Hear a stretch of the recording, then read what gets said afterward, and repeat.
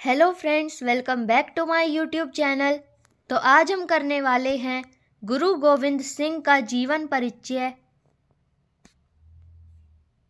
सिखों के 10वें गुरु गुरु गोविंद सिंह जी की जयंती हिंदू पंचांग के अनुसार पौष माह के शुक्ल पक्ष की सप्तमी तिथि संवत 1723 यानी कि 22 दिसंबर 1666 को बिहार के पटना साहिब में गुरु गोविंद सिंह का जन्म हुआ था। उनके बचपन का नाम गोविंद राय था। उनके पिता गुरु तेग बहादुर की शहादत के बाद 11 नवंबर सन 1675 को मात्र 9 साल की उम्र में गुरु गोविंद सिंह ने गुरु की जिम्मेदारी ली। धनुष बाण, तलवार, भाला आदि चलाने की कला भी सीखी। फिर अपना पूरा जीवन लोगों की सेवा में गुजार दिया।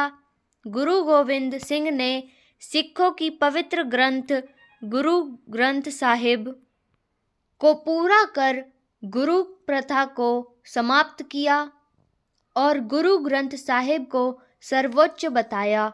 उन्होंने यह भी कहा, यदि कोई जीवित गुरु नहीं है तब ग्रंथ को ही गुरु माना जाए। ज्ञान ही गुरु है, ज्ञान और गुरु में कोई भेद नहीं है। जिसके बाद से ही गुरु ग्रंथ साहिब की पूजा की जाने लगी। गुरु गोविंद सिंह जी एक महान योद्धा, कवि, भक्त एवं आध्यात्मिक नेता थे। उन्होंने धर्म के लिए समस्त परिवार का बलिदान किया, जिसके लिए उन्हें सर्ववंशदानी भी कहा जाता है। गुरु गोविंद सिंह कलगीधर, दशमेश, बांजावाले आदि कई नाम, उपनाम व उपाधियों से भी जाने जाते हैं। गुरु गोविंद सिंह जी ने सदा प्रेम, एकता, भाईचारे का संदेश दिया। उनकी मान्यता थी कि मनुष्य को किसी को नहीं डराना चाहिए और न किसी से डरना चाहिए। उनके जीवन का प्रथम दर्शन ही था कि धर्म का मार्ग सत्य का मार्ग है और सत्य की सदैव विजय होती है। गुरु गोविंद साहब जी ने ही सिखों के नाम के आगे सिंह लगाने की परंपरा शुरू की थी, जो आज भी सिख लोगों के द्वारा चलाई जा रही है। 1699 बैसाखी के दिन गुरु गोविंद सिंह ने खालसा पंथ की स्थापना की थी। यह दिन सिखों के इतिहास का सबसे महत्वपूर्ण दिन माना जाता है। गुरु गोविंद सिंह जी ने ही खालसा वाणी वाहे गुरु की खालसा वाहे गुरु की फतेह दिया था। खालसा पंथ की स्थापना के पीछे धर्म की रक्षा करना और मुगलों के अत्याचारों से मुक्ति दिलाना था। खालसा पंथ में ही गुरु ने जीवन के 5 सिद्धांत बताए थे। कहा जाता है कि सिखों के लिए 5 चीजें बाल, कड़ा, कच्छा, कृपाण और कंघा धारण करने का उपदेश गुरु गोविंद सिंह जी ने ही दिया था। इन चीज़ों को 5 ककार कहा जाता है, जिन्हें धारण करना सभी सिखों के लिए अनिवार्य होता है। गुरु गोविंद सिंह ने खालसा योद्धाओं के लिए कुछ खास नियम बताए थे। उन्होंने तंबाकू, शराब, हलाल मांस से परहेज और अपने कर्तव्यों का पालन करते हुए निर्देश व बेगुनाह लोगों को बचाने की बात कही थी।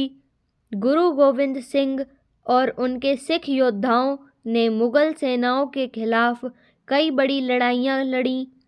भानगनी की लड़ाई, बदायूं की लड़ाई, गुलेर की लड़ाई, निर्मोहगढ़ की लड़ाई, बसोली की लड़ाई, आनंदपुर की लड़ाई और उनके सिख योद्धाओं ने मुगल सेनाओं के खिलाफ कई बड़ी लड़ाइयाँ लड़ी। भानगनी की लड़ाई, बदायूं की लड़ाई, गुलेर की लड़ाई, निर्मोहगढ़ की लड़ाई, बसोली की लड़ाई, आनंदपुर की लड़ाई और मुक्तसर की लड़ाई उन लड़ाइयों में से एक थी।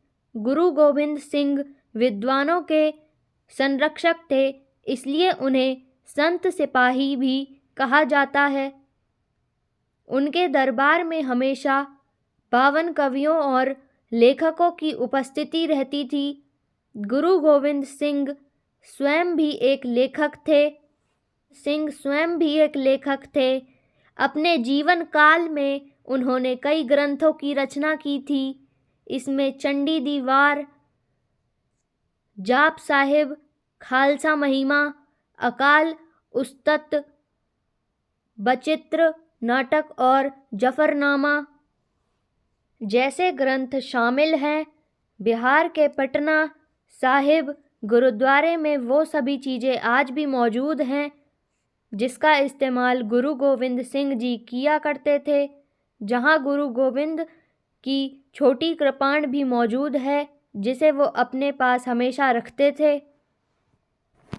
इसके अलावा यहाँ गुरु गोविंद जी की खड़ाऊ और कंगा भी रखा हुआ है।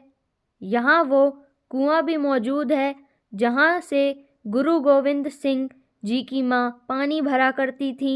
गुरु गोविंद सिंह जयंती मनाने के लिए दुनिया भर के सिख गुरुद्वारों में जाते हैं, जहाँ गुरु गोविंद सिंह जी के सम्मान में प्रार्थना सभाएं होती हैं। लोग गुरुद्वारों द्वारा आयोजित जुलूसों में भाग लेते हैं, कीर्तन करते हैं और समुदाय के लिए सिख धर्म का एक महत्वपूर्ण हिस्सा सेवा भी करते हैं। यह वीडियो आपको कैसी लगी? पसंद आए तो लाइक करें और सब्सक्राइब करना ना भूलें। धन्यवाद।